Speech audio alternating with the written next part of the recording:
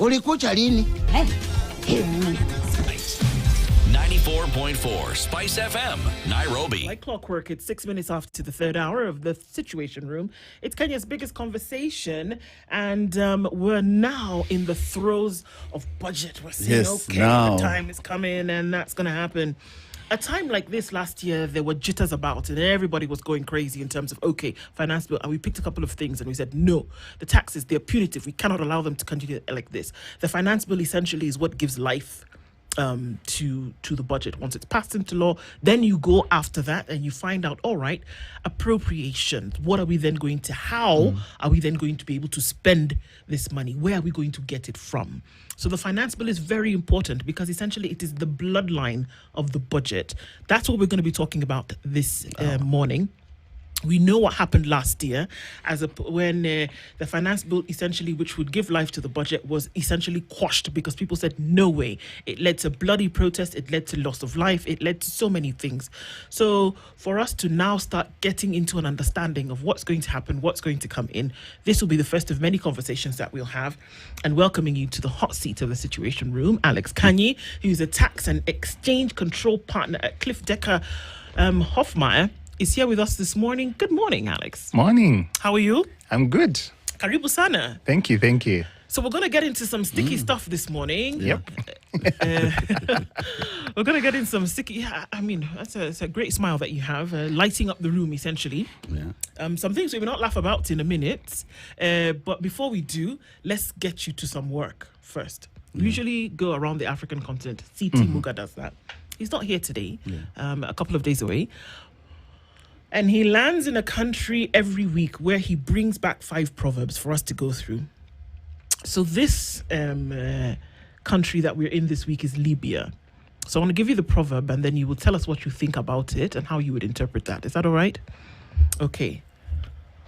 Walk a long way with sandals before you get good shoes.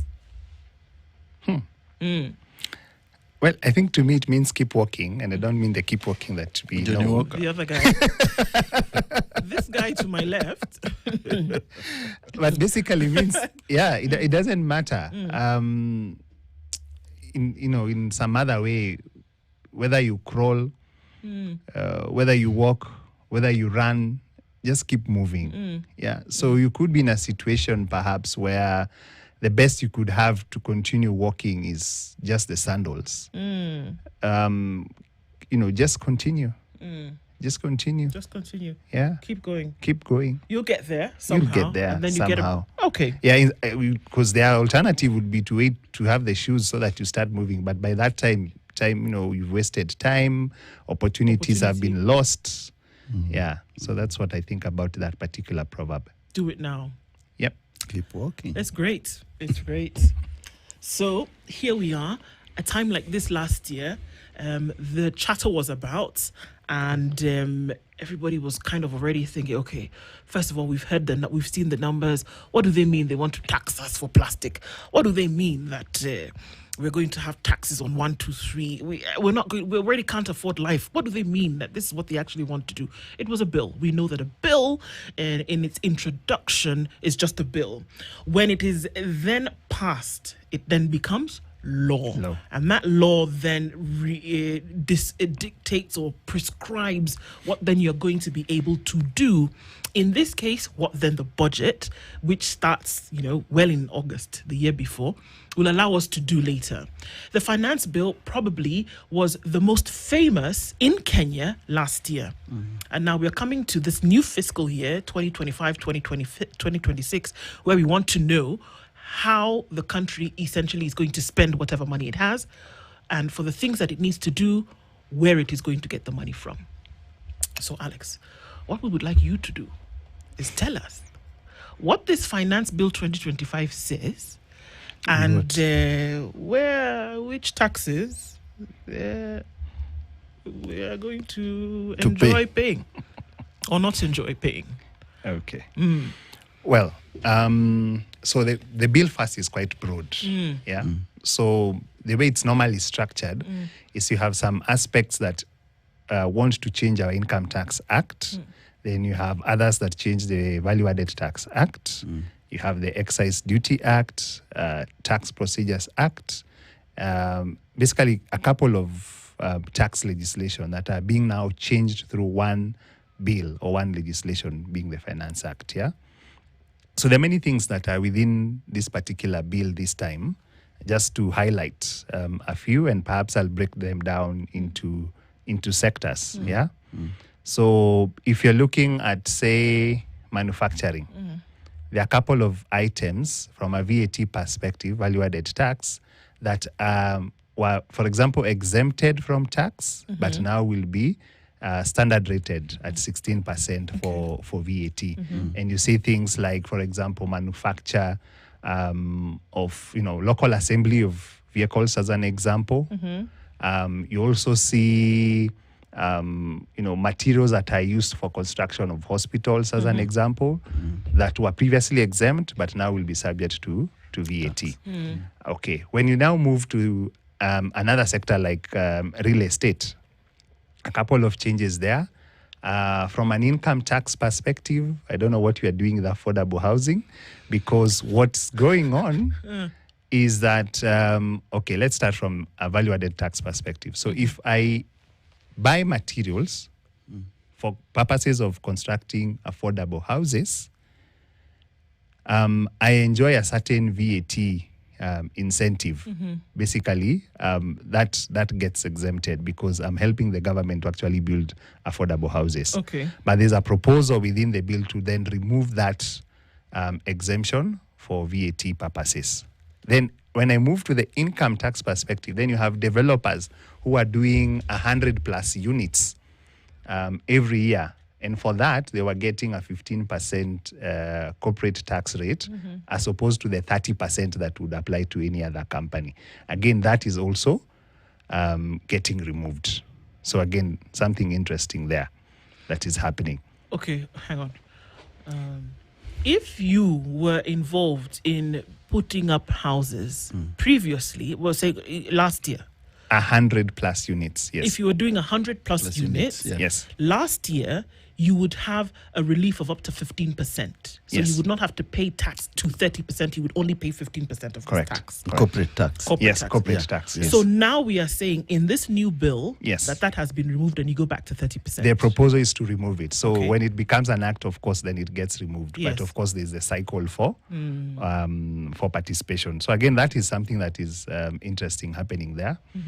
From a tax administration perspective, also two key things that are happening, which I'd want to highlight. One is normally you have a dispute with the Revenue Authority. You go to the Tax Appeals Tribunal. Yes. Then the Tax Appeals Tribunal, for example, decides not in your favor. Then you decide to move to the High Court. Yes. So what is the change that they want to do now? They want to introduce a change to say, as you move to the High Court, the Revenue Authority can actually issue agency notices to your banks. To your bank to start collecting the money, even as you go to appeal to the High Court. And that's quite serious, Serious. Okay. That's quite serious. So that's also happening. I think I just want to mention one, then you can come up with your question. No, I'm just one. Yeah. Okay. Tell us the next one. Then I want to put this on. I want to establish this on a foundation in terms of now what you do for us to now be able to understand that. But please go on to the next one. The next one is around data protection and trade secrets. So they also want to do some amendment to the Tax Procedures Act. So currently, there is a law that requires businesses to actually integrate their systems with KRA systems. So basically, KRA will have real-time view of what is happening with your business, and therefore be able to check, this is what your business is producing, vis-a-vis this is how much your taxes you're paying. But there was a limit to say, you can, of course, access my system, but not to access my trade secrets or personal data. But now the proposal is to remove those two limitations, basically to give the Revenue Authority access to anything. Full access. Yeah, access to anything. So now I think you could ask your question now. Yes. Okay. Wow. So now Usually, I mean, if Ndu stood on the side of the road and said, this is punitive tax, somebody would ask me, okay, so what do you know? You went to School of Journalism and International Relations, so you have no idea. You, however, Alex, work with Cliff Decker and Hoffmeyer. What do you do then that, because I want to then be able to establish that, what you're telling us then operates within, these circles where we would now be able to get a greater understanding of it, right? Yes. So tell us what you do then, because now that establishes why you have an understanding of all of this. So I'm a tax lawyer at Cliff Decker Hoffmeyer. We can call it CDH. I've been practicing tax for more than 12 years. And I started getting my experience from KPMG, where I did about 9 years, and now almost 3 years now at CDH. So I've been doing tax for all my life. Okay. Other than that, I'm certified public accountant, so I know math. Of course, I'm a lawyer. At the very least. At the very least. And also a certified public secretary.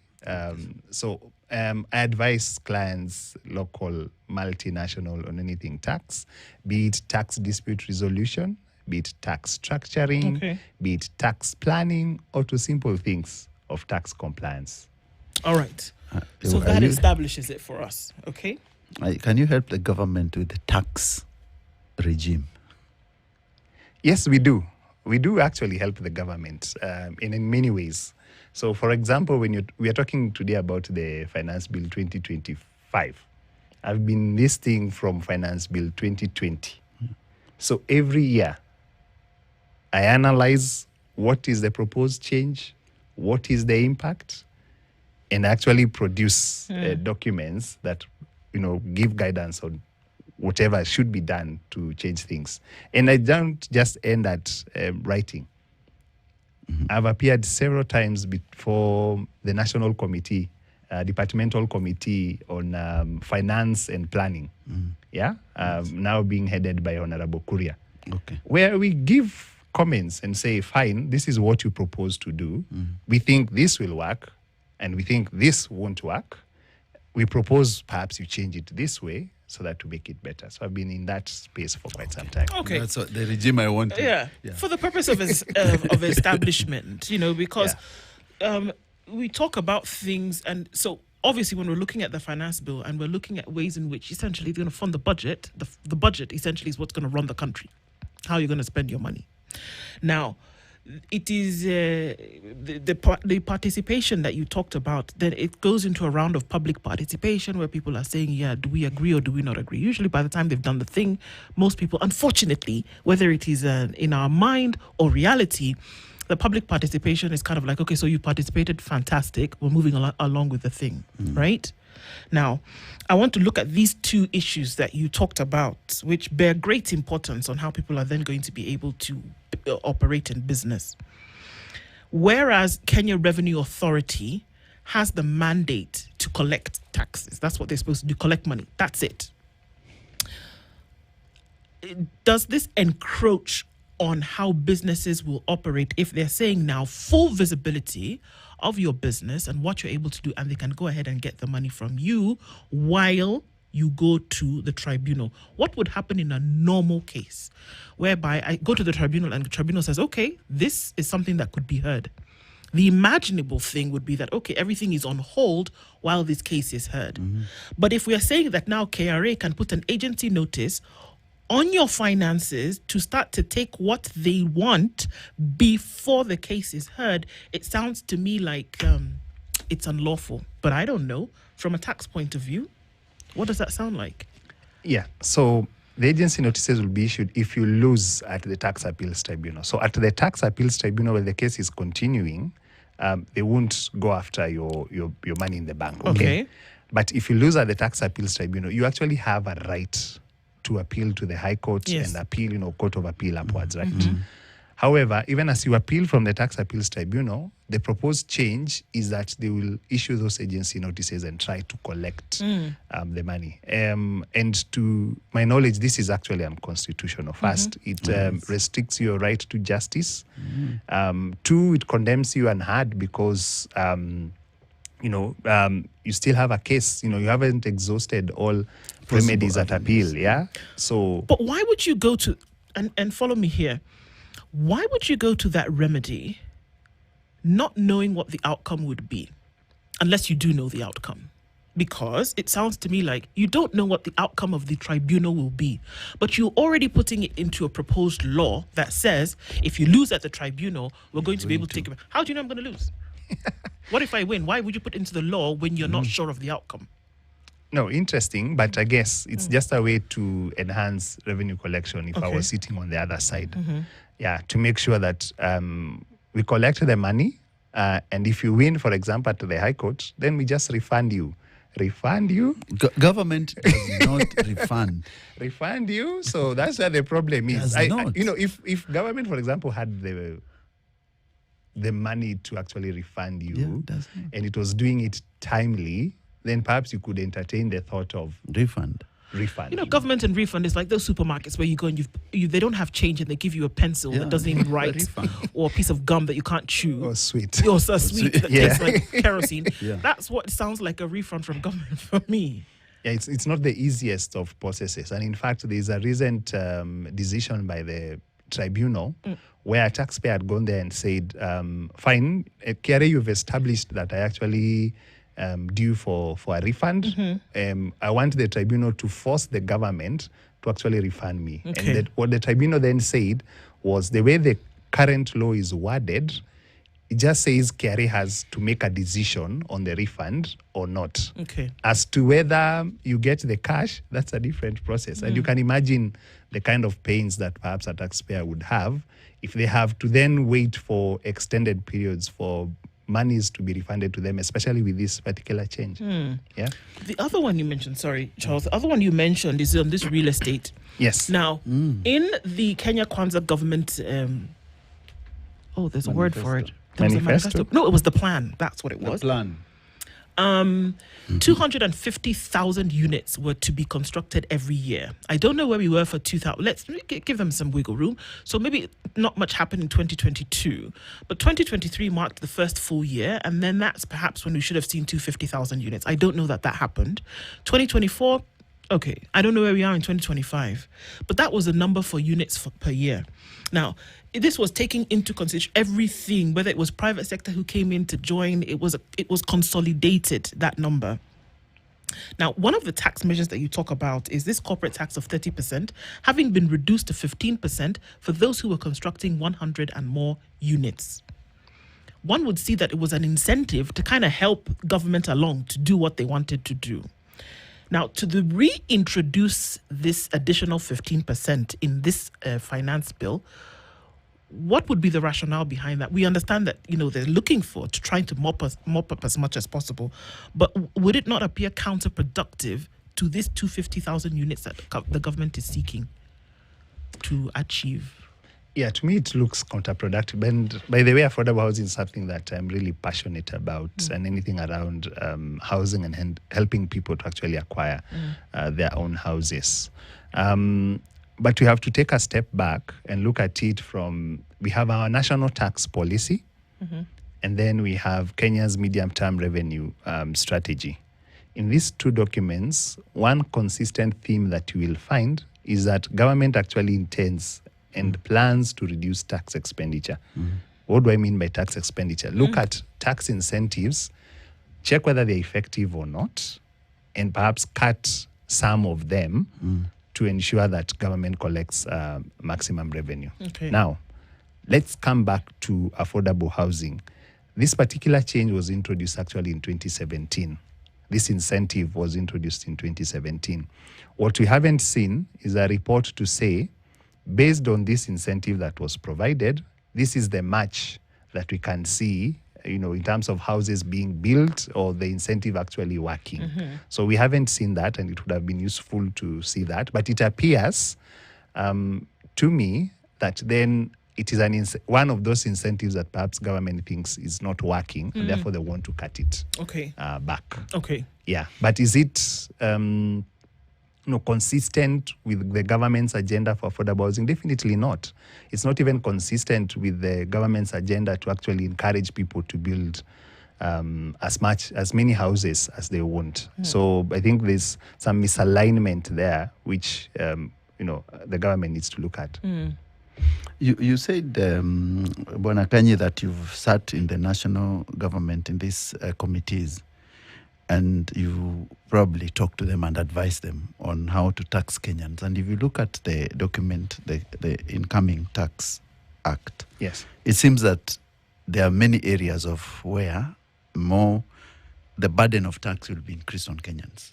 As you're telling us, the corporate tax, the full visibility of KRA onto our private companies' data, and to know whether you're paying the correct number of tax. But the question is, there's an economist who says the Laffer curve, that the way you tax people less is you tax people according to revenue collected. And if you do not tax highly, then you have a chance of growing the economy. But if you continue taxing people heavily the way they are doing, then the chances of even growing this revenue will be lower. And you know what KRA collects. Do you think that the government could sit down and engage you guys in a way so that you can tell them that we need to reduce some of these tax areas? I think I would say they're perhaps between a rock and a hard place. Yeah. I think I was listening to the show when I was coming, and we were talking about a 4.2 trillion budget, with 800 and plus billion deficit. Yes. Basically, we don't know where the money will come from. And you have to look at your sources of revenue. It's either you tax or you borrow. So I've, for the longest, been arguing that perhaps the focus should not be on revenue collection. It should be, when you're setting budget, why don't we just live within our means?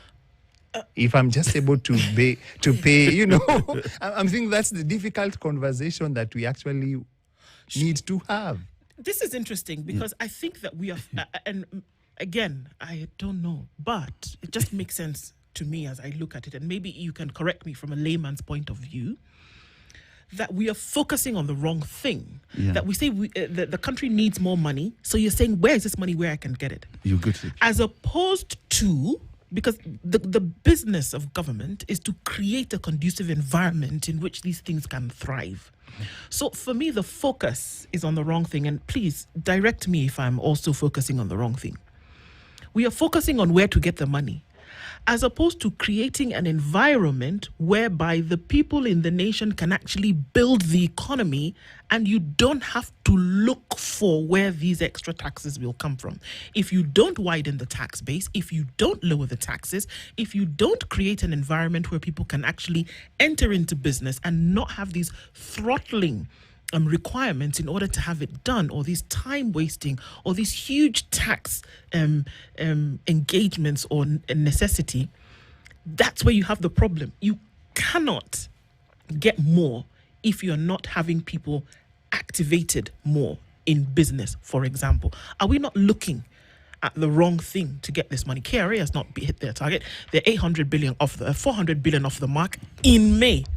And we've got a month to go. Are they going to make 600 and something billion in the next 1 month? Possible. That one, they will surprise you. They normally do. Where does it come from? Towards the end of the month. So that one, they will surprise you. But to direct your mind, of course, yes.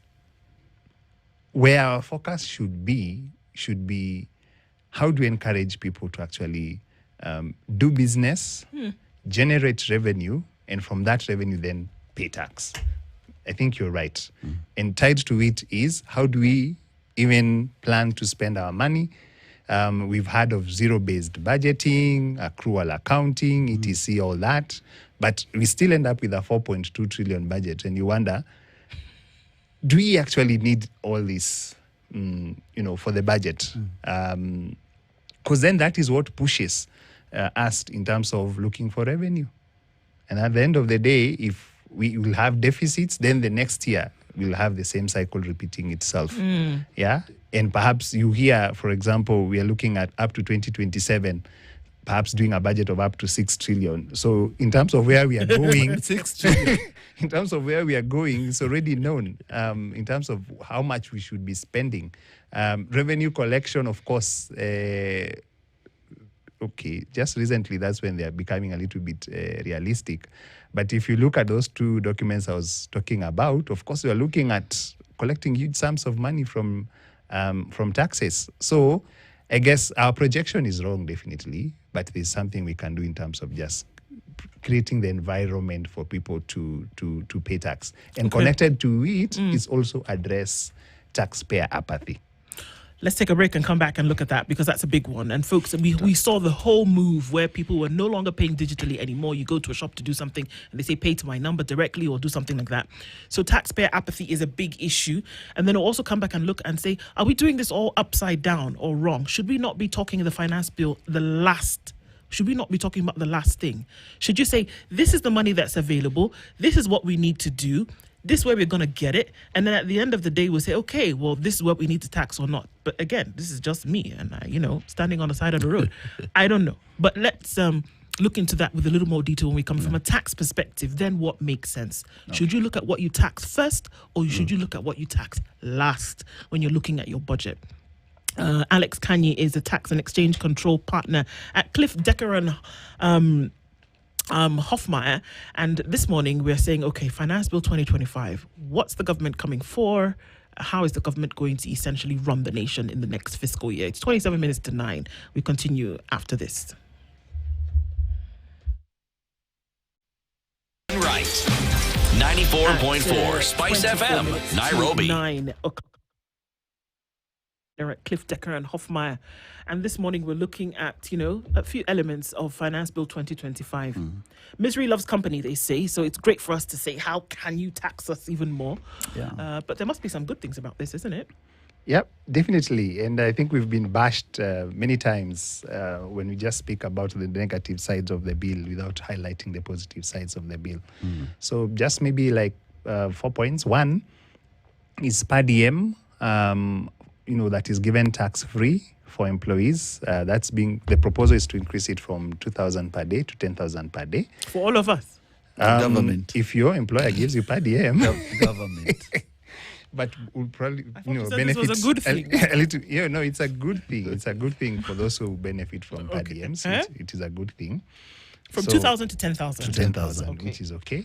Then we have some aspect of what we call advance pricing agreements. And I just want to explain that a little bit. So you see multinationals, when they perhaps have companies, say, in the UK and Kenya, and these two entities, of course, are related and they are trading or, getting services from each other. The requirement is at arm's length, to make sure that whatever price I get from my related company in the UK is perhaps relatable to or comparable to a price I'll get from a third party, to just make sure I don't use that mechanism to then abuse the tax regime or just get incentives that I'm not supposed to get.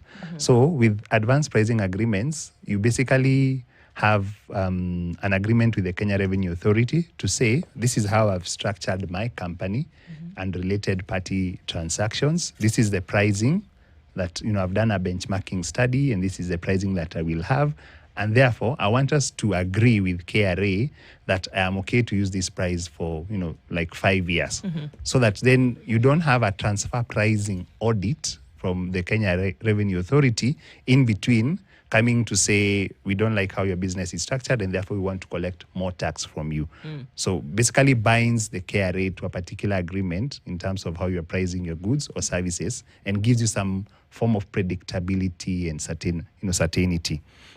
So the third one I wanted to highlight is, Nairobi wants to also encourage people to invest. Nairobi International Financial Center, NIFC, wants to also encourage people to invest into the country. And there are a couple of incentives that they're also being proposed within the bill. One of it is for startups, they will enjoy a reduced corporation tax rate of 15%. Okay. Okay. For the first 3 years, and then 20% for 4 years after the 15, the 3 years have lapsed. What is it currently for us to see? No, for startups, there's nothing the startups. basically. what would be if you started business in Kenya, it will be 30%. It would be 30%. Yeah, so they're reducing that to 15%. Okay, fine. so that's also something positive. And for large investments of 3 billion plus, you get 15% corporate tax rate for 10 years, and then it goes to 20% for the next 10 years, which again is something positive that we are seeing within the bill, which is good. And then the last one which I wanted to highlight is on tax procedures. Basically, there was a gap where KRA could, for example, you could go to KRA, tell them, I don't agree with your assessment, basically object. And therefore, KRA then gives you an amended assessment and tell you, we have had you, here's the amended assessment, just pay. But now the bill says when the Revenue Authority is giving you an amended assessment, they need to also give you reasons as to why they are amending the assessment, basically to give you some form of, justice, to make sure you can question, the reasoning behind the amended assessment by the commissioner. You can actually challenge it and things like those. So those are just a few of the positive things that I can be able to see from the bill. Looking at those positive things, they are not Mwananchi centric. They are company centric. The biggest question Kenyans would have is how well would this Finance Act 2025 be beneficial to them and also allow them to have a little bit of coins in their pockets, because they don't get notes anymore.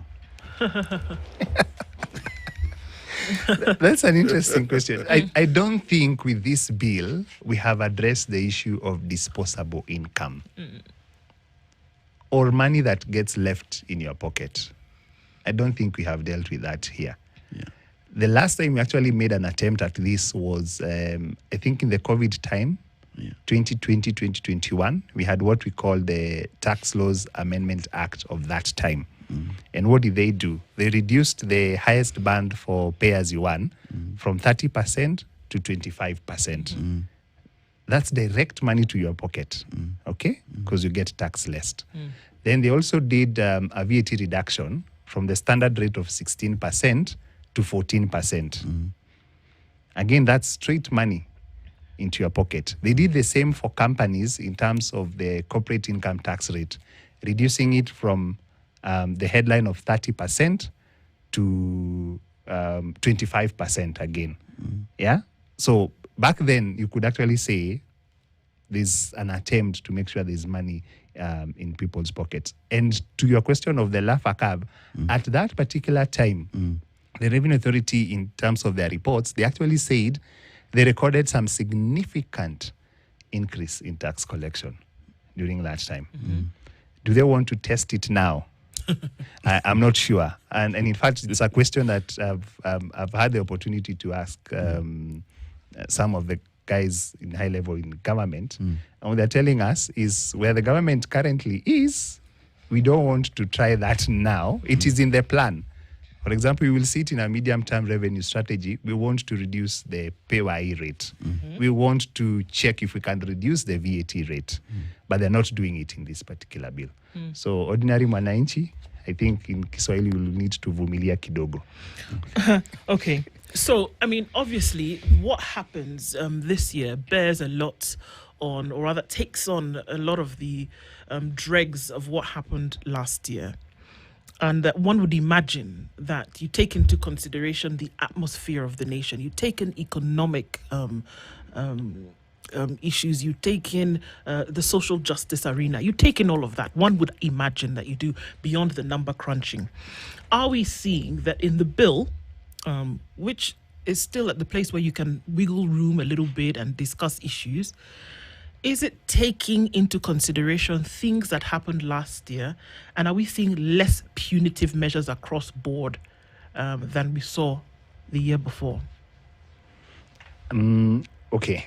What they're doing with this particular bill, of course, they're also not increasing the rates for taxes. So we are not seeing an increase in the VAT rate or any change in the pay-as-you-earn structure and the bands. So we've not seen any change around that.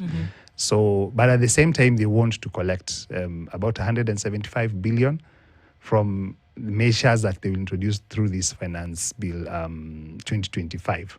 So in terms of reading the mood and how perhaps the public might look at it, perhaps they may look at it more favorably because there's no real direct impact, say for a few items which you could go through. So I'm expecting perhaps it will have an easier time compared to Finance Bill 2024. Yeah. Okay. So as of April this year, KRA had collected 2 trillion shillings on the nose. That's the amount that they had collected when they look at the year, right? Which leaves about, they were supposed to, I believe it was 2.4 trillion that they were supposed to collect for this year. That leaves about 400 billion shillings. And you said that, don't be surprised that in a month they could collect this 400 billion because essentially we're looking at the year closing in June, right? Where would this money come from to close the year with 400 billion? Gafla bin vu. It's abracadabra. I don't want to speculate, but you see, for me, I've been tracking this for quite some time, and over the years, I've been able to track. Yeah. So it'll be perhaps Q1 saying, government, you're off target.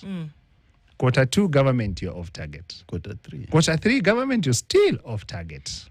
Because you're still continuing to track, then you're surprised. Q4, Allah. 2 trillion shillings in April.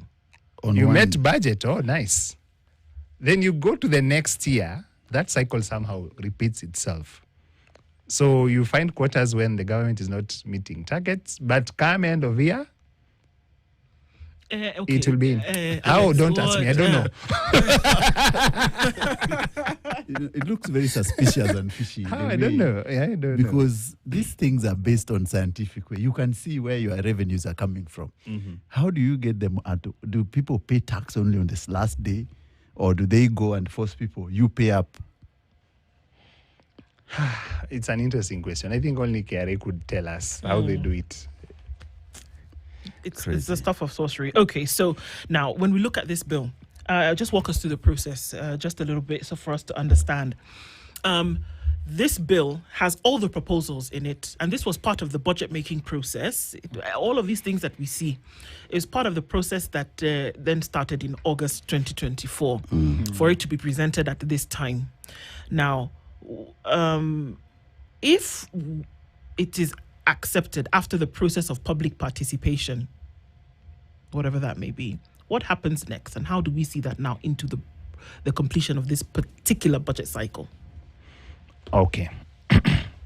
Let's start with the notice that has just been put out for the public to actually submit memoranda to the departmental committee on finance and national planning. So there's an advert out requiring the public to give their comments by the 27th of May. So basically for their input to be considered. Once the input has been considered, that departmental committee, they will then give a report to the whole house of the National Assembly. Then that gets debated. A couple of changes might be introduced here and there. And then, of course, it's passed by Parliament and then assented to by the President. That has to happen by the 1st of July. Why?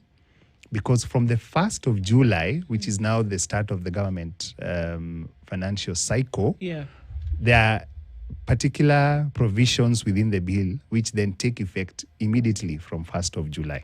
Okay? Then there are just 2 which take effect from January 2026. Or next year? Next year, okay. January 2026. Okay. So basically that's what we expect to happen. And with it, of course, we expect also the Revenue Authority to enforce whatever has been already passed into law to aid them then to collect the monies they are hoping to collect to support budget. Okay. What makes sense, Alex? Because we can look at the nitty-gritty, and I'm sure as we continue with this series that we talk about what's in the finance bill and what exactly it would then mean. I believe one of them, and I don't know if you've come across it, is are we seeing the reintroduction of the eco levy, whereby we see that plastic packaging and all of this will have an additional tax on it? Is that in this bill right now? Yes. So there are 2 things. So there's what NEMA is trying to do with the extended producer responsibility and the levies that go with that. So of course that will impact anyone also doing packaging. And then on this other side, you have a lot of, we call it export and, is it export and investment promotion levy? So on some of the plastics that we import into the country, and basically an increase in terms of the excise duty and the levy that would apply on those particular products. Okay. So of course that has a direct impact in terms of manufacturing. And if I'm packaging my materials using some of these things, definitely I have to consider that into the price that then goes to the consumer. But this is for imported products. Yes. Okay. Now, when I was growing up, and even until now, there would be a budget. You say, look, guys, this is the budget. But this budget is not based on what you're expecting, right? Yes. You do this budget based on what you have, what you know you have. We have... Not what you're aspiring to. Is it foreign? Does it sound bad? Okay. No, it sounds okay. So, if I have 20,000 shillings, Alex, follow me. I am going to budget for 20,000 shillings, right? We will go to school. I don't know how they used to do it, but somehow We used will to go work, to actually. school. We will buy food. Maybe you'll get a pair of shoes. You will do whatever. When the money is finished, the activities also Stops. have finished. Yeah. It may sound simplistic, but that is what my understanding is of what you do when you apply budget. Whether you apply it for an individual, whether you apply it for a nuclear unit like a family, or whether you apply it for government. That there are countries on this planet that budget according to what they have. What you can raise. Is it possible to budget with what you have and what you can realistically raise? Is it possible? It is possible. Okay. Because for government, they already know. They already have an idea. They're already projecting how much they're going to collect. They know, for example, they want from, in the year 2025, 2026, in terms of tax revenue, they get to about 2.5 trillion. Then top it up with other appropriation in aid agencies that collect money on behalf of the government, blah, blah, blah. Kind of gets you to about 3 or 3 point something trillion. But again, even with that in mind, they still budget for 4.2 trillion in terms of expenditure. Why? I struggle to understand why. It could be ambition. You want to ambition yourself to 1 trillion shillings? Is it broad-based or It's a trillion. bread-based? We're talking about 1 trillion shillings. It's a lot of money. 3.6 trillion shillings is what you've done everything. You said, okay, we need to buy new curtains for the country. We need to do whatever. We've done everything. 3.6. You've done everything. 3.6. But then you budget for 4. I could be, it sounds funny, but I really want to understand that if you budget for this amount of money because you know that is what you need and that's what you have, why would you need more? You're very correct in what you're saying, because in that budget, I see repairs of the State House. You see, I was right. The curtains. You see repairs of the government facilities, which we do not require. So when you look at that budget, on the repairs alone, and you're budgeting probably, State House was, I think, 2 billion or 3 billion in it. Deputy President's house, 2 billion. Every year, we repair those things, every year. Can you imagine what kind of Every houses year. are they? And we repair in billions. And we repair in billions, yes. In every year. And it's in the budget, which you do not have. And that's why Ndu is asking, why can't you just budget with what you have? I don't understand. Unless it's a thing that some governments have to say, well, no, we need to budget for extra because you never know what's going to happen down the line. But that still is in the budget. Emergency is in the budget, isn't it? Yes. So for people to really understand, because this is where the problem is, isn't it? Yeah. Because these monies that go into this extra is where we have civil society organizations using the fancy term called budgeted corruption, whereby you put it in at the very beginning so that everybody will come and ask you what happened, and you say, well, excuse me, it was there from the beginning. How do we get away from this kind of a practice? And we put it out into the open so that we can know what exactly happens or doesn't happen. And that's the difficult conversation that we need to have, To just say, I think like I was mentioning, you have this budget, you know definitely that you won't have funds to finance the budget in the first place. So let's deal with that as number one.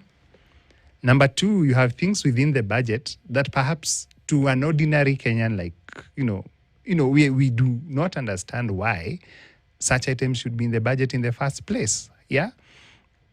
And how do we do it then? I'm guessing, I think we need to push our members of parliament for that. They have been seeing the supplementary budgets that they've been doing, kind of reducing the estimates and how much they intend to spend gradually. But I guess even before this particular finance bill is passed, could we have something around, this is the much you're able to collect, and this is how much you're able to get from all our sources. Just cut the budget by the deficit already of 800 and something billion. Let's talk about a 3.5 trillion budget as opposed to a 4.2 trillion budget. Okay. I think it's common sense, to be fair. To be fair. Common is not common after all. So where does this, after this process and the president assents to all of this, and then we see some of those, because usually what is in the finance bill is a lot of it is proposed taxes, right? Additionals here and there. And so it comes into effect usually by the 1st of July. Where does the appropriations bill fall in this entire process? Okay. Normally, after the Finance Act has been passed, then we start discussing appropriation. Which is basically kind of we've quote unquote secured the money or where it's going to come from, and therefore have the confidence to say now we want to spend XYZ here. So that's the sequence. Okay, that's the appropriate. Yeah. Is it true? True what? Is it true? Because you've said, and even you did it in inverted commas, you said that since now we have secured how we are going to spend, we then go ahead to say this is who and where it will be spent, but you still don't have the money. You don't have the money. You're basically projecting to collect it or raise it during the year. But again, I think I'd perhaps support them to some extent. Okay. You actually need to plan.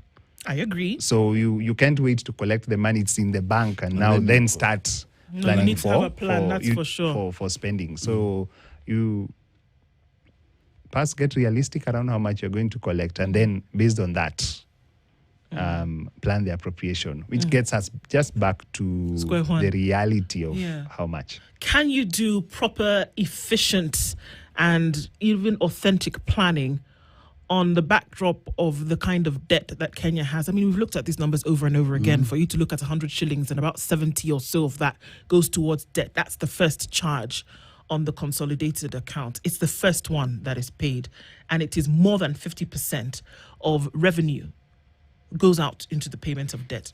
That is still a present situation when you have a new budget. What does the debt burden play in the budget, or does it not take it into account at all when a new budget is being done? Quite a difficult conversation. And it's basically where we are in terms of how the country is being run. Yeah. So you have to promise, or you've already promised certain things in terms of implementation. You're perhaps attending rallies and saying, yeah, that road from here to there, and then from there to there, and then there to there, we will actually build it. And you've promised, yeah? And then you come to the collection side and you perhaps don't have the money from your own sources. What do? Then you get yourself in that cycle of borrowing again, even though you're already carrying a lot of debt, borrowing again to ensure that certain projects are done. Like you say, if 70% is already going to pay debt, how much is left for development? And where will the money for that development come from? And those are the questions. And we have to continue putting it out there, if anything, so that the people who are making these decisions know that the people on the other end actually know. We know that you know.